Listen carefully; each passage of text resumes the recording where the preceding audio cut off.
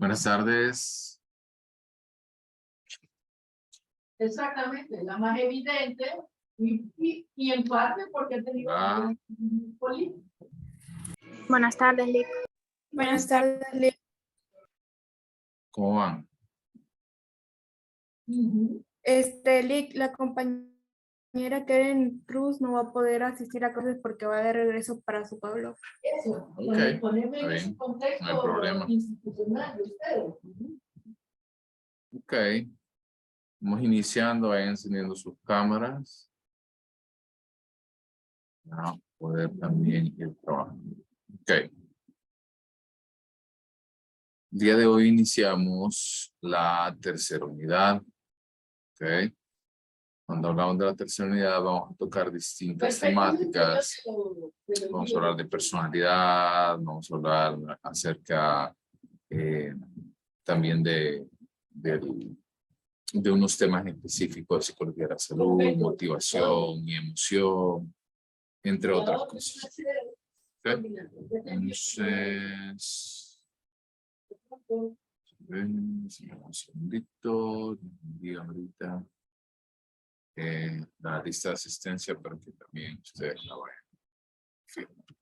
¿Okay? Entonces, hoy iniciamos con el capítulo número 9, que es el de motivación y emoción. Siempre recuerden que nosotros utilizamos nuestro texto base, que es el mismo que hemos utilizado durante toda la clase. Solo me confirman si ya pueden ver pantalla completa. Sí, Ok. Y vamos a apagar entonces su cámara para poder iniciar.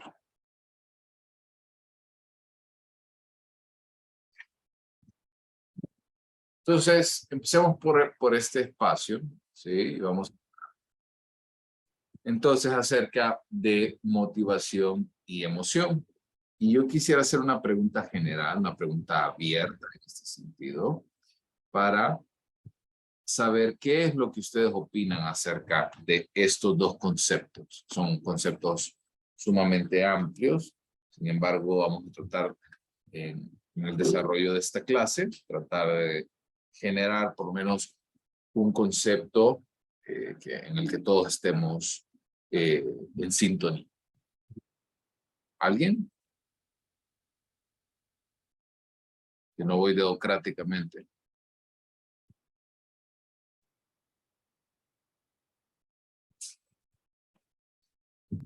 Motivación, creo que es como algo que uno quiere alcanzar. Ok. Algo que uno quiera alcanzar. Gracias, Fanny. A ver, escucho a... Creo que la motivación es algo que nos impulsa a hacer las cosas, mientras que la emoción es como lo que nos hace sentir las cosas diferentes. Bueno, es lo que pienso yo. Bien, gracias, Carlos.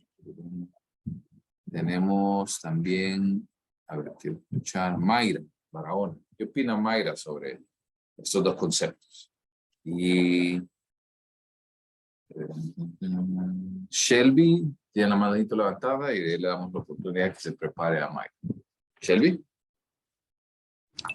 Lick, para mí motivación es como el deseo o la necesidad de llegar a un logro. A ver, otra vez. Motivación es como el deseo o la necesidad de lograr un logro o impulsarse a seguir adelante. Ok, muy bien. Shelby, gracias. Mayra.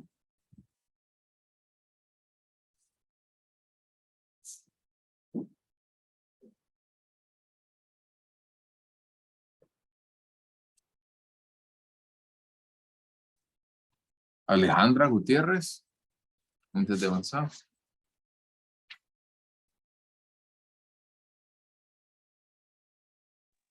La motivación es como un estímulo y la emoción pues más que todo un sentimiento. Muy bien, perfecto. Gracias a cada uno por participar. Vamos a iniciar entonces hablando acerca de una distinción importante. ¿Okay? En ambos sentidos, ambos están, y todos los que han participado muy diligentemente, han llegado a una conclusión que ambos, tanto la motivación como la emoción, dirigen la conducta de alguna u otra manera. Y entendemos por conducta cualquier acción que nosotros desarrollamos, cualquier comportamiento que nosotros podemos observar, e incluso hay algún tipo de debate cuando nosotros hablamos acerca de este tema, porque también hay algunas otras conductas que quizás puede ser que no se vean, o quizás puede ser que no se manifiesten de manera tan física como estamos acostumbrados. Pero al menos lo que sí quiero que lleguemos a la conclusión es que tanto la motivación como la emoción van a dirigir a una conducta. En el caso de la motivación, su unidad más básica es el motivo, o sea, es el por qué hago algo que yo necesito hacer. ¿Sí? Pregunta, ¿por qué se conectaron a la clase hoy? ¿Algo?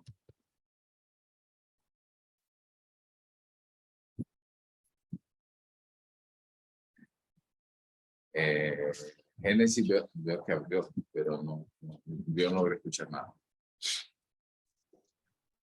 Sería por motivación a tal vez graduarse o pasar la clase. O aprender un poco. Clase, ¿cierto? O sea, tienen ustedes una meta y esa meta es graduarse. Luego esa meta puede empezar a enfocarse en actividades un poco más específicas, ¿no? Como buscar un trabajo, establecerse como familia, casarse, etcétera, ¿verdad? Esos motivos generalmente son motivos un poco más robustos, en el sentido de que tenemos un por qué y un para qué. ¿Hasta aquí? ¿Vamos bien? Por ejemplo, los motivos más importantes que nosotros vamos a ver más adelante, ¿verdad? Están basados principalmente a nivel fisiológico. Si usted tiene hambre, es posible que usted haga algo que no sea, ¿sí? Buscar qué comer.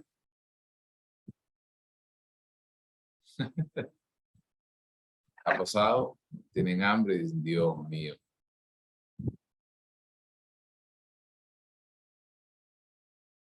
¿Sí? ¿Les ha pasado eso? Que usted Sí, está Lick, tranquilo. como, Sí, adelante. Ahora sí ya le escucho.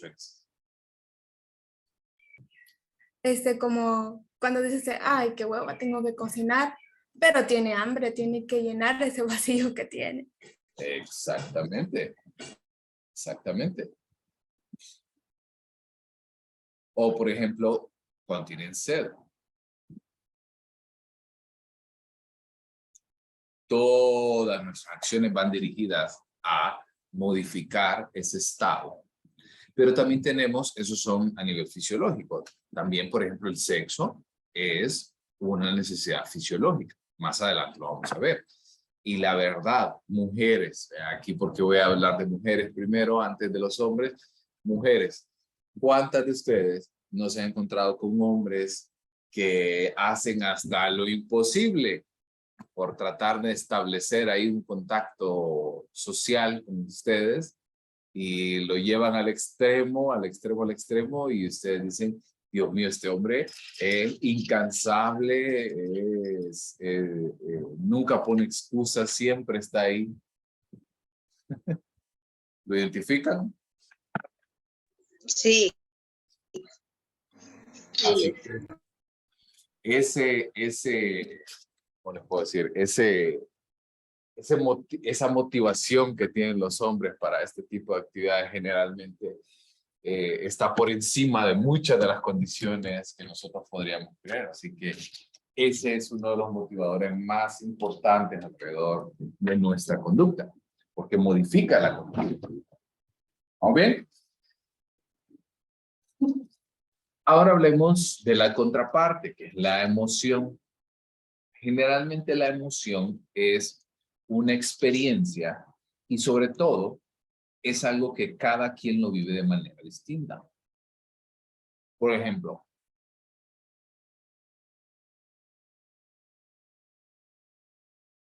¿quiénes están casados acá?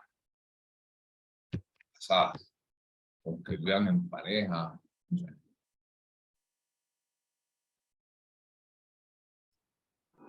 Puede volver a repetirle, se le entrecortó. Les preguntaba que quiénes de ustedes viven en pareja o están casados.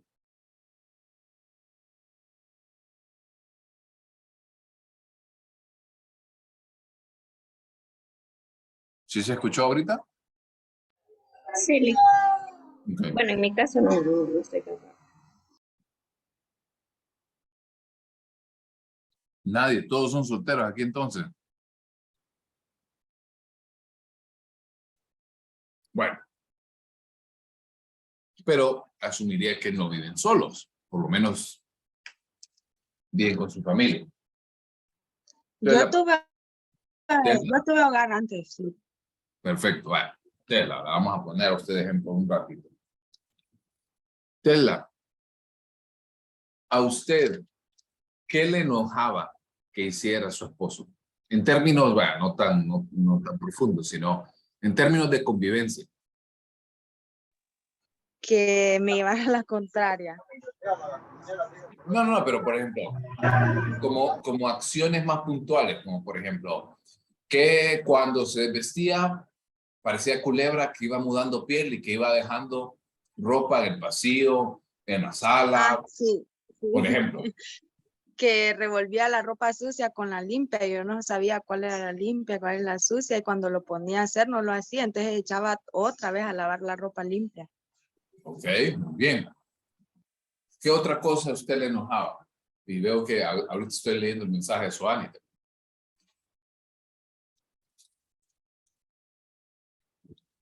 Que le decía, tal vez estaba muy ocupado yo y le decía, arregla la cama, y se iba y me tocaba a mí también. Me tocaba yo entonces. Ok. Ahora le quiero hacer una pregunta a Suani. Suani, ¿Está por ahí? Sí. ¿A usted le molestan las mismas cosas que acaba de decir Tesla u otras cosas? Bueno, sí, lo que dijo la compañera y añadiendo de que nunca le gusta, siempre le gusta un pero a la comida. Nunca le gustaba cómo la dejaba él. Ok, muy bien. Entonces, ¿por qué quiero poner estos ejemplos de convivencia? Porque vean, probablemente a usted le molestan ciertas acciones de su pareja. Probablemente puede ser que a usted no le moleste nada de lo que hace su pareja. Todo esto es una percepción. ¿Y por qué hablo de experiencia? Porque es individual, es personal. Todas las tenemos, pero va a ir dependiendo de nuestras experiencias previas, así como de la forma y las oportunidades que nosotros nos enfrentamos en el día a día. ¿Ok? Por ejemplo, porque hay algunas cosas o hay algunas personas que tienen facilidades de poder acostumbrarse, por ejemplo, a hacer cosas distintas, o por ejemplo, hay algunas personas que son un poco más difíciles y son más apegadas a una realidad y les cuesta cambiar y están constantemente rumiando ese tipo de pensamiento. Porque al final cada quien tiene elementos distintos y cada quien también tiene funciones y experiencias. Pero todos tenemos emociones. Me hicieron una pregunta la pasada que me pareció interesante y me dice, Lee, y hay personas que no tienen emociones. Yo les decía, no, posible, porque las emociones son algo a nivel biológico, algo a nivel evolutivo. No nos podemos saltar eso. ¿Ok? Así que vamos a ir entrando voy a entrar primero con el tema de la motivación y luego vamos a entrar al tema de emociones. Una de las teorías más importantes es la de la reducción de la pulsión, que trata de explicar la conducta motivada. Pregunta, cuando usted tiene hambre y es hambre de algo en específico, ¿qué ha pasado? ¿Cuándo se detienen ustedes? ¿Cuándo paran la búsqueda de esta comida específica, por ejemplo? Son como antojos, ¿verdad, Lick? Sí, como antojos. ¿Y cuándo se detienen? ¿Cuándo dejan de hacerlo? Cuando como lo que deseo. Exactamente, Ayari, muy bien. O por ejemplo, tal vez no pensemos en antojos, pero tiene hambre. ¿Cuándo deja de hacerlo? Cuando como. Cuando como, exactamente. Entonces, la teoría de la reducción de la pulsión considera que una pulsión es algo que genera un estado que es desagradable para el ser humano. ¿Y por qué es desagradable? Porque genera incomodidad. Ese equilibrio que usted tiene, ¿sí? Es algo que usted trata en la mayor medida de lo posible lograr todo el tiempo, ¿sí?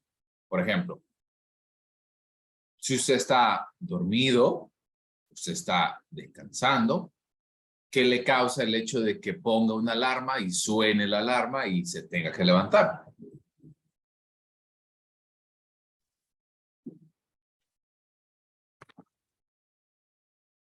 ¿Qué provoca?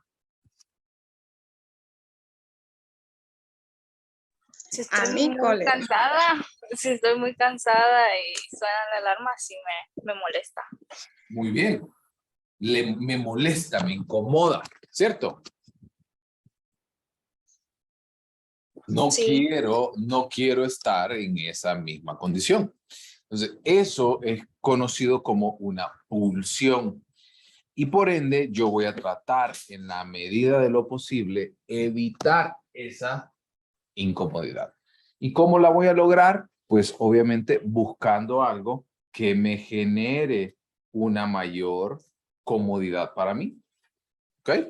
Y eso es conocido como la teoría de la reducción de la pulsión. Eso quiere decir que yo voy a llevar a mi cuerpo a un estado de tranquilidad, de homeostasis, o sea, en donde yo quiero que esté.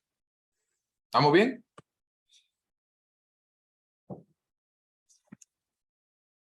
Ahora, existen dos tipos de pulsiones principalmente. Las pulsiones primarias y las pulsiones secundarias. En el sentido de la pulsión primaria, ando por acá. La teoría de la pulsión primaria es todo lo que hemos hablado acerca de elementos a nivel fisiológico. O sea, todo lo relacionado con la fisiología, o sea, con nuestro cuerpo y con el funcionamiento de nuestro cuerpo, va a estar asociado directamente con elementos a nivel primario. ¿A qué punto quiero llegar con esto? Que cuando ustedes, entonces, necesitan resolver una necesidad de tipo fisiológico, eso es conocido como una pulsión primaria.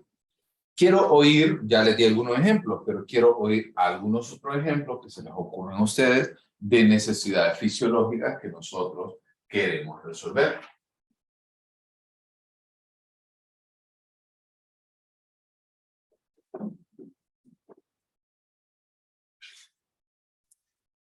A ver, lo escucho. Por ejemplo, hablamos de Dormir, hambre. por ejemplo. Dormir, perfecto, súper bien. ¿Qué otra necesidad fisiológica ustedes piensan acerca de encontrar una resolución? Asearse. Asearse. Bien. ¿Más? Ir al baño. Ir al baño, perfecto. Comer. Comer, dormir, tomar. O sea, hablo de líquidos, sí, de mantener hidratado. Okay, y ahora pensemos en una pulsión secundaria. La pulsión secundaria es todo, o sea, los estímulos de tipo secundario es todo lo que no está ligado directamente con las necesidades fisiológicas, sino que son necesidades más de tipo social. Como por ejemplo, usted, pensemos en lo siguiente. Usted está estudiando acá, ¿verdad? Se está conectando porque quiere pasar la clase. Luego, si quiero pasar la clase es porque quiero graduarme. Y si quiero graduarme es por... ¿Lo dejo abierto?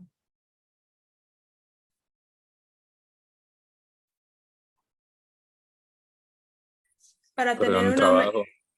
Para tener un trabajo. ¿Qué más? para tener una mejor economía. Para tener mejor economía. ¿Y por qué quiero una mejor economía?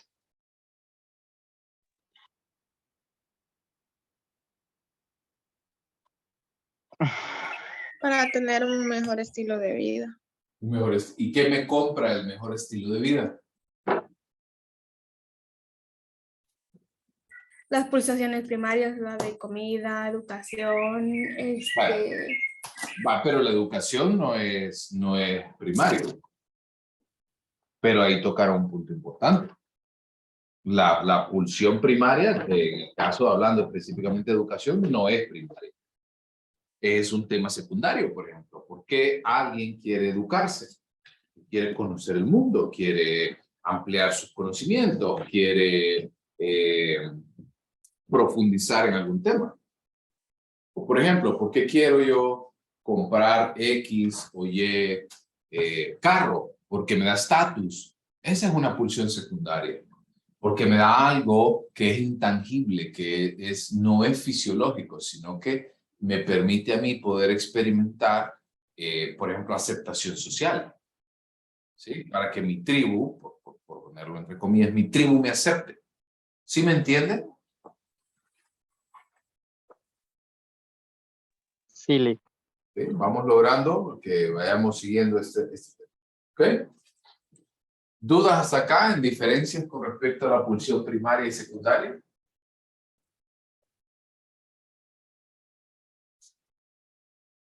Ok. Avancemos entonces a otras dos teorías importantes que es la teoría de la activación, que va de la mano con la ley de Jerks y Dodson. ¿Okay? Si hablábamos anteriormente en la teoría de la reducción de la pulsión, que nosotros queremos estar en un equilibrio, en la teoría de la activación, ese equilibrio se considera como un punto de activación. ¿Okay? La activación se entiende como, por ejemplo, ustedes ahorita necesitan un estado de activación óptimo, ¿no? O sea, si usted estaría prestando atención si tuviera hambre, por ejemplo. Asumiría que hay algunos que andan con la laptop por ahí en la cocina buscando comida.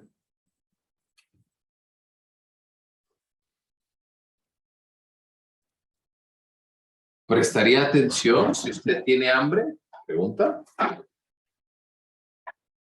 Creo que me costaría más trabajo. Costaría más trabajo. ¿Okay? Pero ahí dijeron, no, yo no, imposible.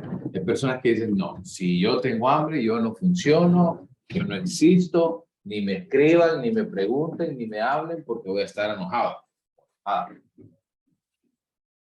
¿Ok? Entonces, perdón, entonces, volviendo a este tema del rendimiento óptimo, hay un estado de activación único para cada actividad. Por ejemplo, si usted está sentado ahorita viendo la pantalla, tomando notas, usted diría, obviamente necesito estar alerta, no puedo estar casi durmiéndome porque si no, no voy a escuchar y sencillamente no voy a aprender lo que quiero. Pero tampoco puedo estar tan activo, tan enérgico como cuando hago ejercicio, porque no podría, ¿no? Porque definitivamente su cuerpo, entonces, cuando está haciendo ejercicio, se está preparando para una actividad vigorosa, fuerte. Por ende, nosotros necesitamos un nivel óptimo de activación y nosotros vamos a tratar siempre de encontrar ese estado de óptimo, ¿sí? Para cada acción, para cada actividad. Y asimismo, esto que cambia entre actividades, hay también cambios importantes en cuanto a la persona. En cuanto a una persona, varía en el sentido de la cantidad de activación que necesita con respecto a otra.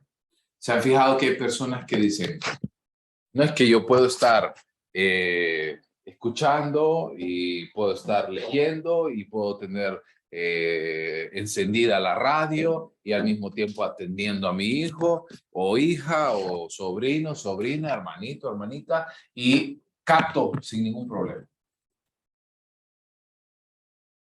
Y hay otras personas que, Es así. y hay otras personas que necesitan estar solo en esa actividad que están haciendo.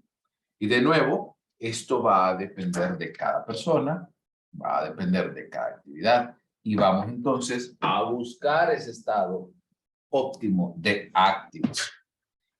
Y esto va de la mano con la ley de Jerks y Dodson, que plantea que entre más compleja es, entre más compleja es una tarea, menor es el nivel de activación que puede tolerarse sin interferir con el desempeño.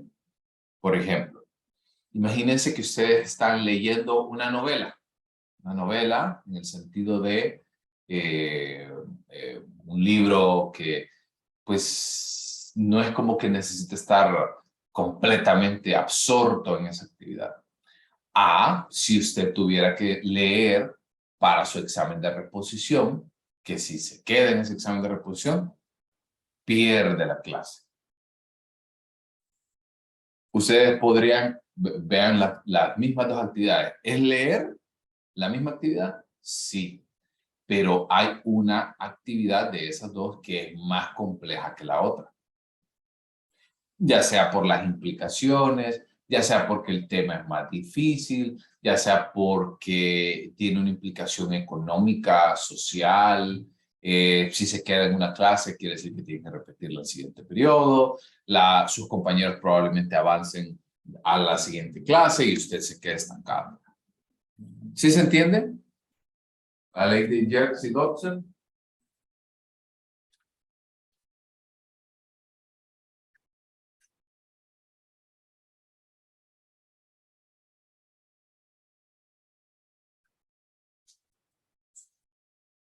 ¿Estamos bien? ¿Dudas hasta acá? Todo bien, Lick. Muy bien. Avancemos entonces a hablar de otra percepción de la motivación que es conocida como y esta creo que ustedes ya la han escuchado en algún momento, que es la motivación intrínseca y extrínseca. ¿Alguien ha escuchado acerca de estas temáticas?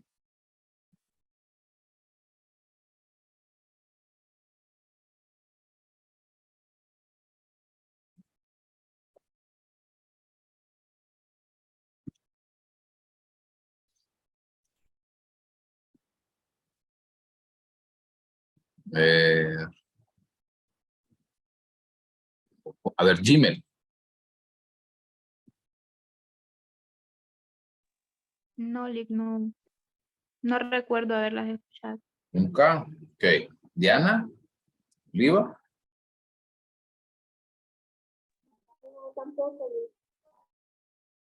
Ernesto. Solo a mujeres le preguntaba. Ernesto.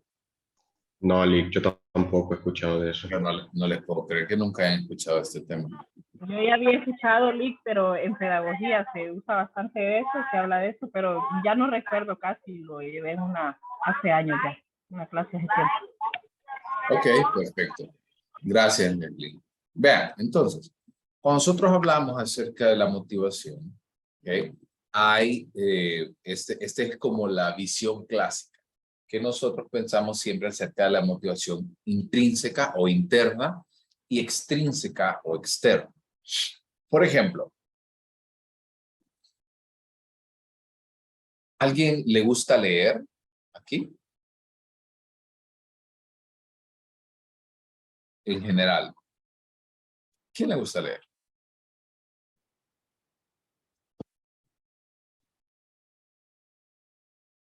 Nadie. A mí, Lick, pero dependiendo de qué sabe leer. Ok, perfecto. A ver, cuénteme, ¿cuál es su género literario favorito, digamos? Es que es un poco, A ver. ¿cómo le diría? Entre romance, pero como con drama y escenas ahí medio lujuriosas. Ok, perfecto. No hay ningún problema. ¿Y cuál es el que menos le gusta? ¿Qué es lo que menos le gusta? Su clase. Como los de historia. Ok, bueno, voy por partes. En primer lugar, 1. Usted necesita que alguien le esté diciendo, Génesis. Génesis, ¿ya leíste tal libro? Dígame el título, o sea, un título específico. Un título en específico de algún De libro un que libro yo que a usted recuerde. le gusta. Hay uno que se llama La Mentira, pero ahorita no me acuerdo del autor. Ok, digamos, si yo le pregunto, Génesis, ¿por qué usted está leyendo La Mentira? Porque contiene lo que le mencioné recientemente, que tiene drama, romance y escenas así. Ok, perfecto. Usted necesita de que alguien esté encima de usted para decirle, Génesis, ¿ya leíste? No, la verdad que no, porque ese libro nada más lo miré y dije, lo voy a leer, se ve interesante. Perfecto. Eso quiere decir de que no necesita de ningún tipo de elementos externos que le estén recordando. Génesis, hay que leer esto. Génesis, hay que leerlo. Génesis. Simplemente lo hace. ¿Por qué? Porque me gusta. Porque me gusta. No tiene absolutamente nada más que el hecho de que me gusta. Me motiva a leer esto que yo estoy leyendo. A diferencia que digamos, pues ya llevo Historia de Honduras. ¿O la está llevando? Sí, obligada. Ah, Pero sí. ¿Y qué pasa cuando le ponen un libro que no le gusta? No, pues me va pésimo, me da como flojera, por así decirlo. Ujú. Lo dejo tirado a la primera página y no me interesa, lo dejo. Ok, pero si digamos que le toca leer porque es parte de la clase. Sí, por ejemplo, como los temarios que dan, los tengo que leer porque a fuerza tengo que contestar las actividades. Más sin embargo, no se me pega casi nada porque nada más lo leo así como de pasadita. Y Eso por quiere eso me decir que va pésimo. lo lee porque si no lo lee, no contesta el foro. Si no contesta el foro, pierde los puntos. Exacto, como por Entonces, obligación. quiero que todos traten de llegar al punto que yo los estoy llevando. Hay una parte entonces que, si ustedes pueden observar, es no necesito de ningún tipo de, ¿cómo puedo decir?, de motivación o de alguien que esté encima de mí y me diga que tengo que hacer esto, que tengo que hacer aquello. No necesito que nadie esté pendiente de mí porque lo hago simplemente porque me gusta. A diferencia de que hay otras personas también que se les dificulta un montón el hecho de tener entonces que sentarse y leer y buscar para lograr. Así que tenemos por una parte que yo logro lo que quiero simplemente con el hecho de que trato de hacer las cosas porque me gusta, porque me satisface hacerlo, a diferencia de que hago otra cosa porque en definitiva necesito un estímulo externo para lograrlo. Y aquí las recompensas pueden ser en ambos lados, pueden ser para, recuerdan la pregunta que les hice ayer del castigo y los reforzadores positivos y negativos. Aquí en el caso de la motivación extrínseca es muy parecida, porque vamos a hacer algunas cosas para evitar algunos aspectos desagradables, pero también vamos a hacer otras actividades para lograr nuestros objetivos. ¿Está bien? ¿Dudas?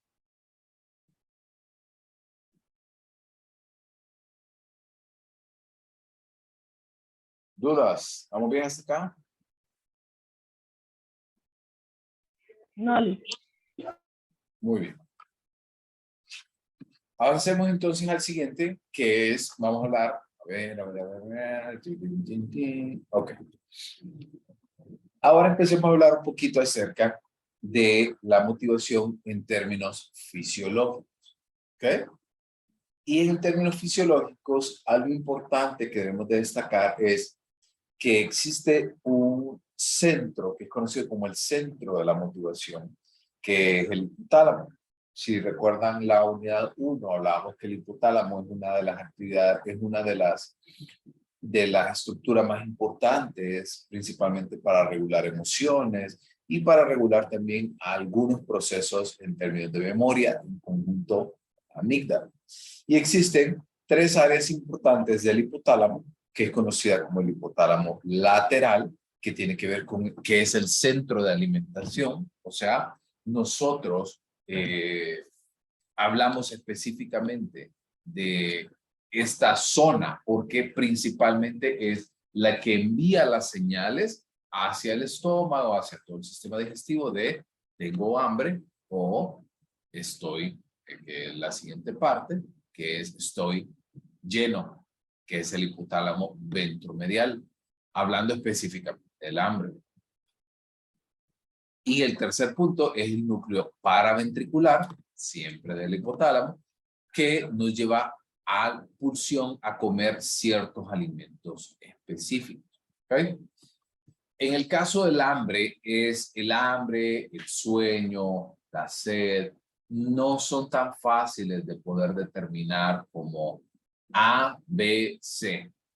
No es tan sencillo, porque hay algunas personas, por ejemplo, y tenemos que tomar en consideración cuando nosotros hablamos de estas temáticas, que pueden haber algunas dificultades en ciertas áreas, como por ejemplo, puede ser que usted tenga hambre o tenga, por ejemplo, deseo de comer algo en específico, porque puede ser que esté deficiente de esa comida. Por ejemplo, ¿cuántos de ustedes de repente están tranquilos o están buscando algo que comer y se les súper antoja algo cítrico? Naranja, algo así. A ver.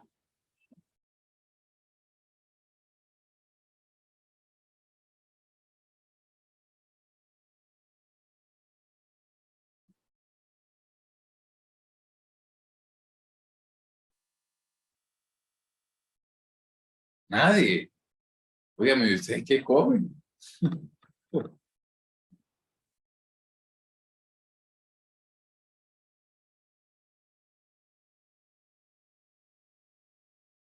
Entonces, Como mango, Lick.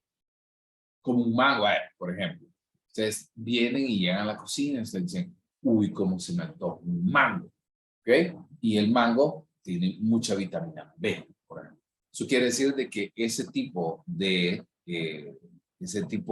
alimentos que nosotros estamos deseando, estamos anhelando, es porque nos falta específicamente esa vitamina. Que consta que se le antoje, por ejemplo, una queso burguesa de McDonald's, eso no es que está deficiente en una vitamina, ¿verdad? Simplemente es que es un compuesto químico que está diseñado para que nosotros lo deseemos constantemente. Por ejemplo, los niveles de glucosa, usted viene y dice, se me súper antoja un postre. Bueno, quizás porque hay algunos cambios a nivel de glucosa que pueden señalar esa necesidad específica de alimentación. ¿Ok? Margie dice por ahí sandía, o Alejandra dice piña. Por ejemplo, la piña tiene mucha vitamina C y la vitamina C está muy asociada con aumentar las defensas a nivel inmunológico. La sandía principalmente tiene mucha agua. Puede ser que la sandía esté, por lo que usted está experimentando, sea una deshidratación. Entonces, el hipotálamo va a enviar esa información directamente hacia el estómago y hay algunas hormonas que son liberadas, que eso no la vamos a ver tan a fondo, pero como conocimiento general, son conocidas como la grelina, con G, grelina, que generalmente tiende a confundirse con algunas otras, y la con P, leptina. En el caso, la grelina es la hormona del hambre que nos genera esa sensación de hambre, y la leptina es la hormona que genera esa sensación de saciedad.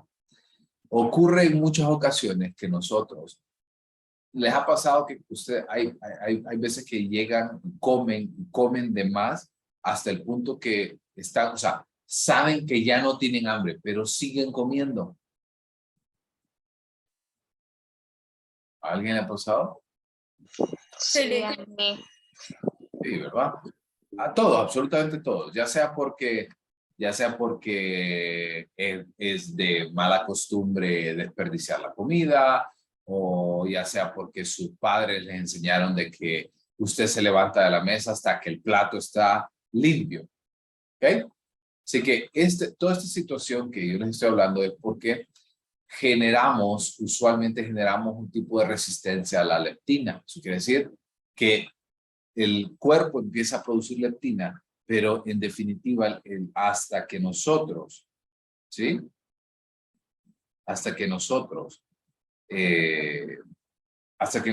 entonces empezamos a generar como esa sensación ya de saciedad, y si nosotros le seguimos metiendo comida, esa sensación de saciedad va a perder como su efectividad. ¿Ok?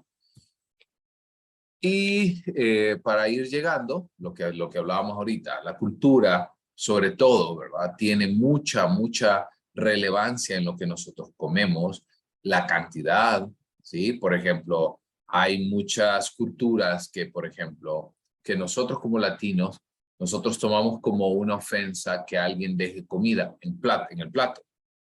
¿cierto? Vaya, Tesla por ahí decía el tema de las dificultades en términos de pareja y de repente si su pareja le deja algo de la comida que usted preparó, lo puede tomar casi como una ofensa, ¿cierto? No le gustó. Que no le gustó, por ejemplo. Mientras que hay otras culturas que si usted no deja nada en el plato, más bien puede ser como una ofensa para la persona que lo cocina, porque la persona va a asumir que usted se lo comió todo porque tenía hambre y probablemente quedó con hambre. Vean, hay muchos cambios a nivel cultural que nos dicen o que nos dictan qué comer, cuánto comer, la velocidad con la que comemos, por ejemplo. ¿Ok? ¿Estamos bien? ¿Dudas? ¿Preguntas? ¿Consultas? Lick, bien. también aplica, le digo, No. también aplica cuando, por ejemplo, dicen que los asiáticos hacen ruido al comer y que si usted no hace ruido al comer, lo toman como una ofensa. Ujú. Exactamente. ¿Qué más? Por ahí alguien más me puso, abrió el micrófono también.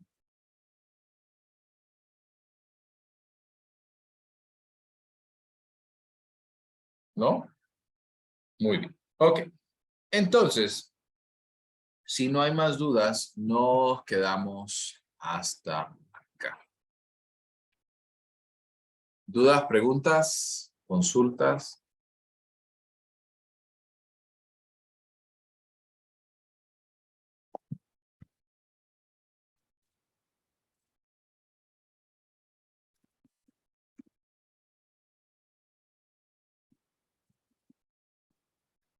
Ok. Si no hay más dudas, entonces nos veremos mañana, siempre a las 2, para que vamos a continuar, para que vamos a avanzar. ¿Ok? Gracias, que tengan buen día, pórtense bien. Gracias, Lick. A la orden. Igualmente. Gracias, Lick, igualmente. A la orden.